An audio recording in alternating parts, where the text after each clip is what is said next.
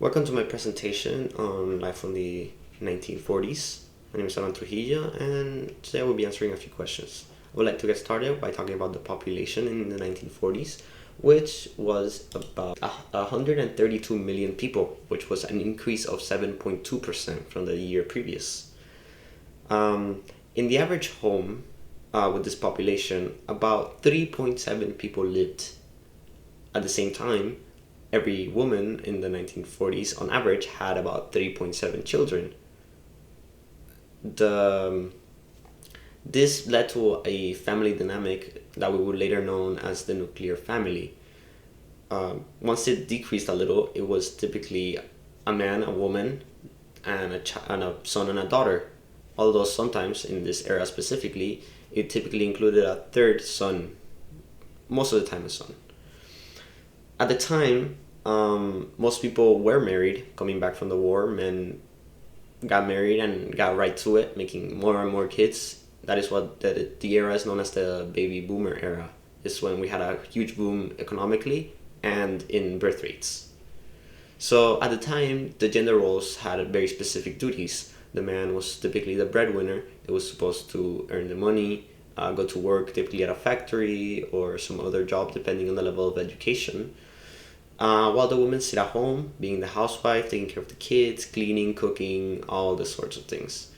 Some women did break out of those roles and got their own jobs. Some kept their jobs from the wartime, which was typically in factories, and some just got whole new jobs, being secretaries, nurses, and the sorts of jobs that were known as pink-collar jobs. Moving on, women weren't typically allowed to get much of an education, but also at the times men weren't really that educated either. About 3/4 of the population lacked an education past high school or were high school dropouts. So the grandparents did typically stay with the family, at least took care of the grandkids while the parents worked, if they did work. If not, they would live around the house. The kids would visit, things like that. Separation in this time came mostly from wealth, from class. So it was there was a huge rise in the middle class, that being earning a certain amount more money than the average, than the mean for the country. In the 1940s, it was about $1,500, which equates to about $26,000. That leads you to understand that such an income a year was able to buy people a house. That means the economy was completely different and much more normal at the time.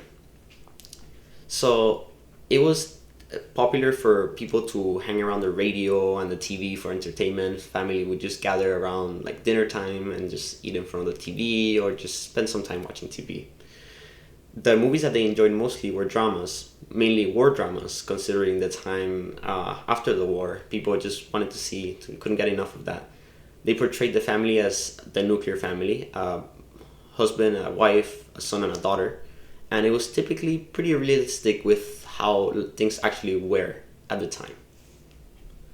Thank you for listening. This has been my presentation.